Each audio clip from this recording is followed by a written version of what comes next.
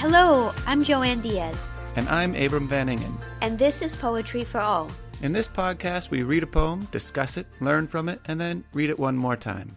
Today, we're taking a close look at John Milton's 17th century sonnet, When I Consider How My Light Is Spent. And before we read this poem aloud, we want to provide just a little bit of context about John Milton and some of the themes that crop up in this poem. John Milton was a poet of the 17th century. He's born in 1608. He dies in 1674. We don't know exactly when he wrote this poem, but historians have suggested that he was almost completely blind by 1652, when he was about 46 years old or so, and it was around that time that he wrote this poem. This is a poem of disappointment. It's a poem of disability. It's a poem about falling short. This is a poem in which, by the time John Milton writes it, he is blind, and he's trying to understand what he can possibly do with his limitations. So with that in mind, Abram, would you be willing to read this poem? Absolutely. When I Consider How My Light Is Spent by John Milton. When I consider how my light is spent, ere half my days in this dark world and wide, and that one talent which is death to hide lodged with me useless, though my soul more bent to serve therewith my Maker, and present my true account, lest he returning chide. Doth God exact day labor, light denied? I fondly ask. But patience, to prevent that murmur, soon replies, God doth not need either man's work or his own gifts. Who best bear his mild yoke, they serve him best.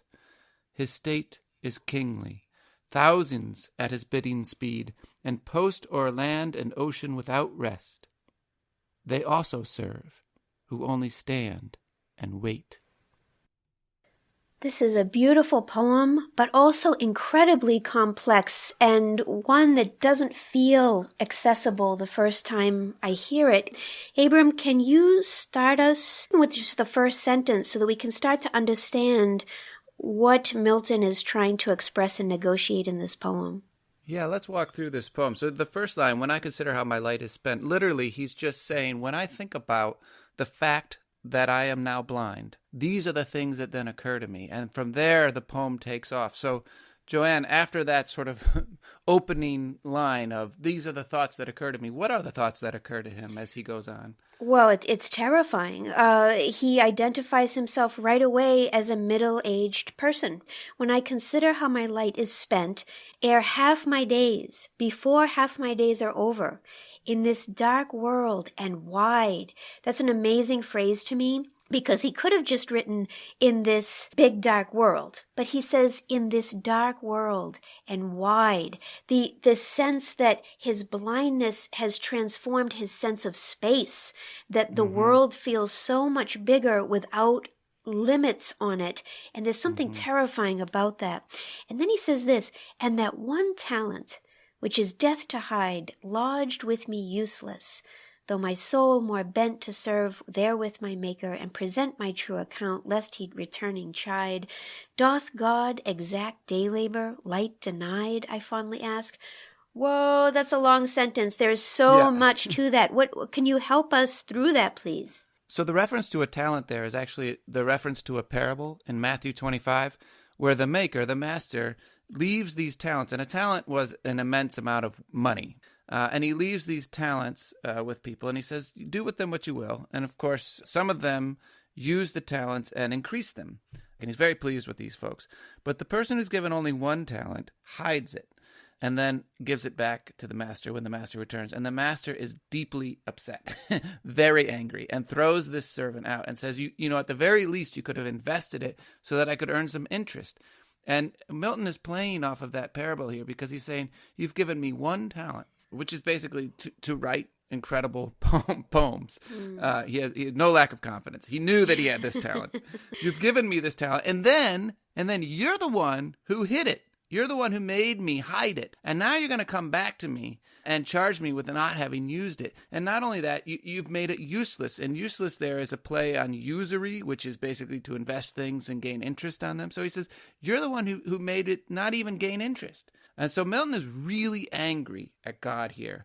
And he says, you're the one who's going to come back and chide me. And right at that moment, lest he returning chide, you think you're going to hear what God is going to chide him with, what God is going to say to him when he returns. And instead, it's Milton who breaks in and chides God.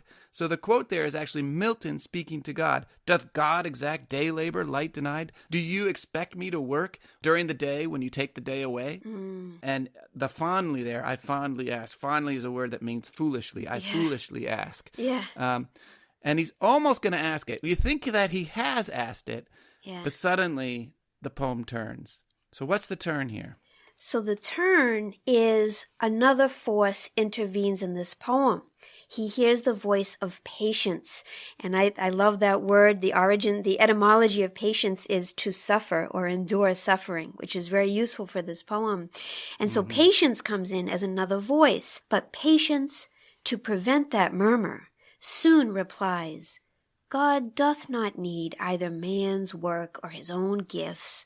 Who best bear his mild yoke, they serve him best. That's very interesting. So patience is a God-like force that's in the mind and heart of Milton. And it's sort of an intermediary that's sort of, as you say, preventing that murmur, that foolish or fond murmur that Milton almost utters to God. And says instead, you know what? Don't worry about your talents. Don't worry about your gifts. Just bearing and enduring the mild yoke that God has given you, that's the way to serve God. It's very profound, no? And the word prevent there is doing a lot of work, because what it literally means is to come before. And so patience comes before Milton can actually utter this thing to God and prevents it and begins to calm him. But the other remarkable thing here is the way in which this turn comes before the moment that it should. So the turn should come at line 9, and instead these words, but patience to prevent, come halfway through line 8. So they're literally 4 words too soon, and the words that he's using are words that mean to come too soon. So he's playing off of the structure of the poem itself so that the turn literally prevents him from uttering the anger he has at God. So even as I hear you talking, maybe we could just take a moment to think about that structure that Milton has chosen for the poem, right? It's a Petrarchan sonnet. And basically, traditionally, when poets have used the Petrarchan sonnet, they're using the first 8 lines and a very particular rhyme scheme and rhythm and all that to present a sight, an image, a description of something that is being beheld. And then the final 6 lines provide a meditation or insight into that sight or into that image or into that beholding. So there's a way in which this is such a poignant and powerful use of the Petrarchan form because Milton cannot show us the sight. He's now blind, right? So the first 8 lines are all about what he can't see. They are all about that dark world and wide. And then the final 6 lines are that intervention from patience, reminding him to just stand and wait. It's a very powerful innovation of the form that I find very moving. And just to lay out the rhyme scheme here that helps people see the way that a Petrarchan sonnet is divided between 8 and 6, the rhyme scheme goes A, B, B, A, B, B, A. That's the first 8 lines. And then the last 6 lines are C, D, E, C, D, E. So you can see the way that the shape of the poem itself divides itself between an 8 and a 6. And it's the beginning of the 6th where you usually get the insight to the sight. Well, we haven't been given a sight. We've instead been given a problem, which is the lack of sight. And so Milton is playing all sorts of ways with this form.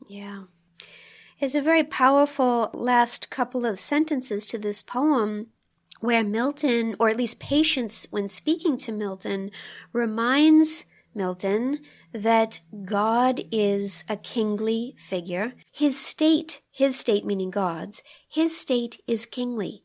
Thousands at his bidding speed and post o'er land and ocean without rest. they also serve who only stand and wait. What do you think is happening in these final lines of the poem, Abram? It's the weirdest sort of comfort, and yet a comfort all the same. What the comfort is basically saying is, yes, God has given you this talent, and yes, for the time being at least, God has taken it away. But the thing is, God doesn't actually need your service at all. And it's a mistake to believe that God needs your talents or needs your labor. So even if you go look at the first part of the song, though my soul more bent to serve there with my maker, he's playing off that word bent. On the one hand, it means I desire all the more to serve my maker with the talents that the maker has given me. On the other hand, a bent soul means there's something wrong with it. And the wrongness there is the idea that Milton is almost saving himself through his own labor.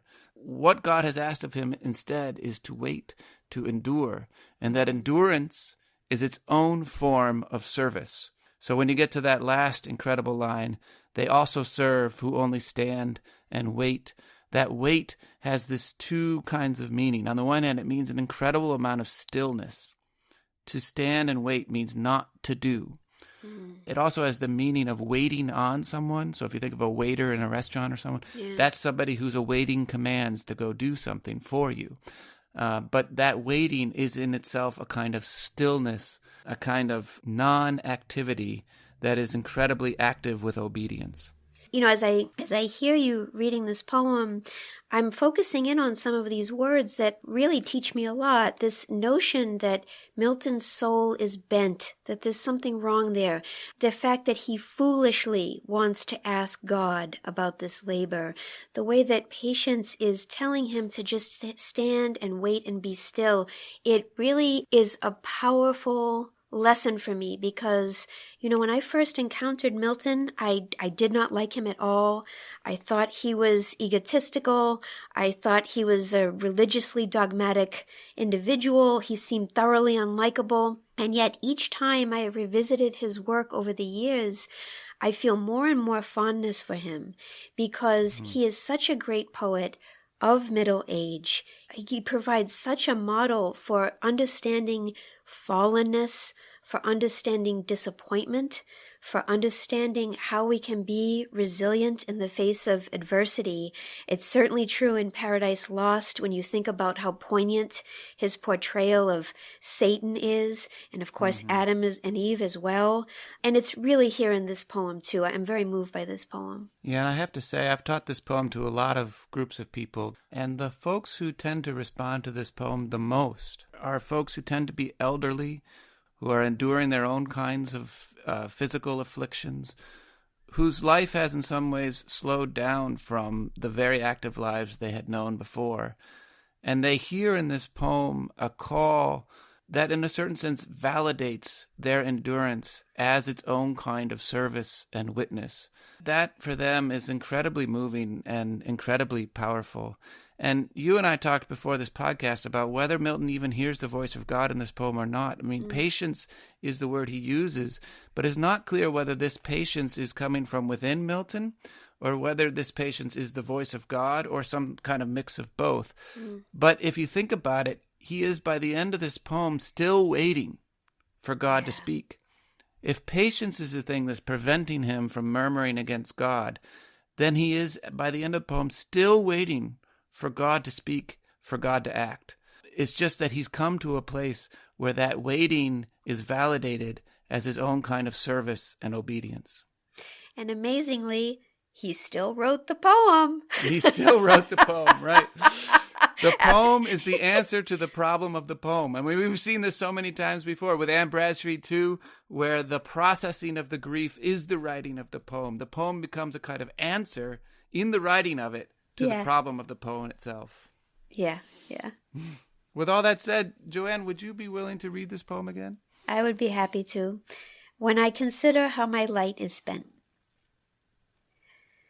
When I consider how my light is spent, ere half my days in this dark world and wide, and that one talent which is death to hide, lodged with me useless, though my soul more bent to serve therewith my Maker, and present my true account, lest he returning chide.